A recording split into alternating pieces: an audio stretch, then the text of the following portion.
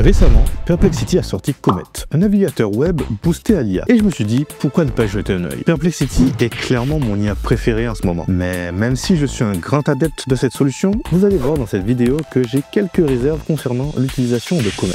Et avant de commencer cette vidéo, petit instant pub très rapide pour vous parler des nouvelles promotions de ProtonPass et ProtonVPN spécial Black Friday. ProtonPass génère automatiquement des mots de passe ultra sécurisés, différent pour chaque site et le retient pour vous. Plus jamais besoin de se souvenir de quoi que ce soit. Protégez votre vie privée avec ProtonVPN, un service suisse qui masque votre localisation et sécurise vos données en ligne.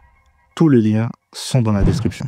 Bon, concrètement, c'est quoi Perplexity? Perplexity combine recherche web en temps réel et IA générative. Il scanne le web pendant qu'il vous répond et cite systématiquement ses sources. Si vous faites de la veille ou de la recherche d'informations, Perplexity est particulièrement efficace. L'IA vous permet d'obtenir très rapidement des réponses fiables, sourcées et récentes. Vous pouvez choisir différents modèles comme Sonar, propre à Perplexity, Claude, GPT-5 et bien d'autres. Vous pouvez également affiner vos recherches en choisissant les sources qui vous intéressent.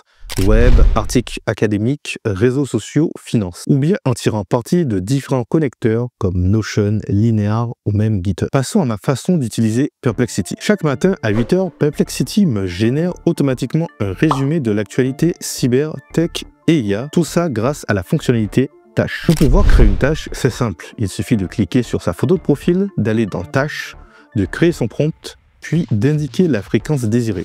Tous les jours, toutes les semaines ou même chaque mois. Franchement, c'est ultra simple à paramétrer et ça fait gagner un temps précieux. Autre aspect que j'apprécie particulièrement, la possibilité d'ajouter des connecteurs. Pour être honnête, mon préféré, c'est le connecteur Notion. Il permet d'interagir directement avec ma base de connaissances. Si vous utilisez Notion, vous comprenez tout de suite l'intérêt. Recueillir des infos, poser des questions, tout se synchronise automatiquement.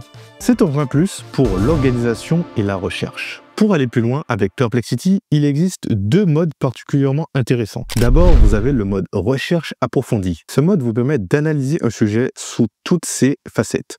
Il compare différentes sources, organise les informations et propose des synthèses structurées. C'est idéal lorsque vous souhaitez creuser un thème en détail et obtenir une vue d'ensemble fiable et argumentée. Ensuite, il y a le mode laboratoire. Le mode laboratoire de Perplexity est le mode le plus puissant de l'IA. Dans ce mode, vous aurez la possibilité de créer des applications web, de créer des dashboards, de créer des Excel en simplement un clic.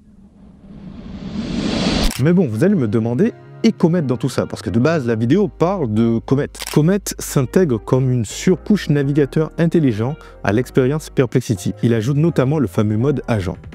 Dans ce mode, l'IA peut agir concrètement pour vous sur le web. Par exemple, naviguer d'une page à l'autre, automatiser certaines tâches ou encore organiser intelligemment votre travail en ligne. Autre avantage, à tout moment, vous pouvez interroger l'IA en lien direct avec la page que vous êtes en train de consulter. Que ce soit pour obtenir un résumé instantané d'une vidéo YouTube ou synthétiser le contenu d'un article, tout se fait en un clic. Personnellement, c'est une fonctionnalité que j'utilise quotidiennement et le gain de temps est vraiment impressionnant. Bon, on a vu les bons côtés et si on passait au mauvais côté maintenant? Et il y en a beaucoup. L'utilisation de Comet inquiète pas mal d'experts en cybersécurité en ce moment. Et à raison, malheureusement. La raison est simple. En tant que navigateur, Comet a naturellement accès à tout ce que vous consultez ou saisissez en ligne, sans nécessité d'autorisation particulière. Résultat, il peut avoir accès à tout ce que vous regardez, tapez ou partagez en ligne. En clair, cela peut augmenter le risque que vos données personnelles soient exposées ou récupérées sans que vous le sachiez. De nombreux chercheurs en vulnérabilité se sont intéressés aux navigateurs boostés à l'IA comme Comet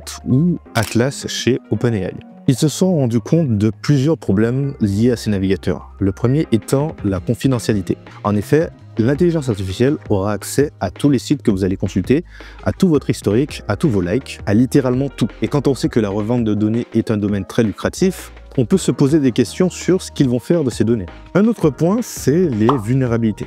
En effet, l'intelligence artificielle est quelque chose d'assez récent et on découvre de plus en plus de vulnérabilités liées à l'IA. Le truc, c'est que la cybersécurité n'est pas aussi rapide que les vulnérabilités. Donc, un navigateur qui est boosté à l'IA avec une intelligence artificielle qui a accès à toutes vos données, ça peut être assez dangereux. Surtout si le hacker réussit à trouver un moyen pour discuter avec votre IA. Et d'ailleurs, les chercheurs, c'est ce qu'ils ont réussi à faire. Ils ont caché un prompt dans un site internet et tous les utilisateurs qui accédaient à ce site internet, ils avaient leur navigateur qui lisait toute la page, il voyait le prompt, il l'exécutait. Donc tu fais un petit prompt qui demande à l'intelligence artificielle d'envoyer tous les données confidentielles de l'utilisateur à une certaine adresse, un serveur que tu contrôles, et c'est bon. Tu as toutes les données. Royal. Honnêtement, je ne peux pas décemment vous recommander d'utiliser Comet pour l'instant. Le navigateur est encore tout jeune, il vaut mieux lui laisser un peu de temps pour que la sécurité des navigateurs boostés à l'IA soit vraiment au point. Si malgré tout vous voulez le tester, ne vous connectez jamais à des comptes sensibles. Ce n'est clairement pas le navigateur sur lequel vérifier vos comptes bancaires ou accéder à des données importantes. Limitez-vous à la veille ou à la recherche publique sans enjeu de confidentialité. Aujourd'hui, le plus raisonnable, c'est d'utiliser Perplexity via l'application ou sur un navigateur classique. Petit conseil rapide, par défaut, vos requêtes sont utilisées pour entraîner l'IA. Je vous recommande donc vraiment de désactiver ça le plus vite possible. Pour ce faire, c'est simple, cliquez sur votre photo de profil, allez dans Préférences et désactiver Rétention des données IA. L'intelligence artificielle est vraiment un domaine qui me passionne et j'ai pris beaucoup de plaisir à tester ce navigateur qui propose des fonctionnalités franchement intéressantes. Bref, c'était l'analyse, à dans d'autres soleils.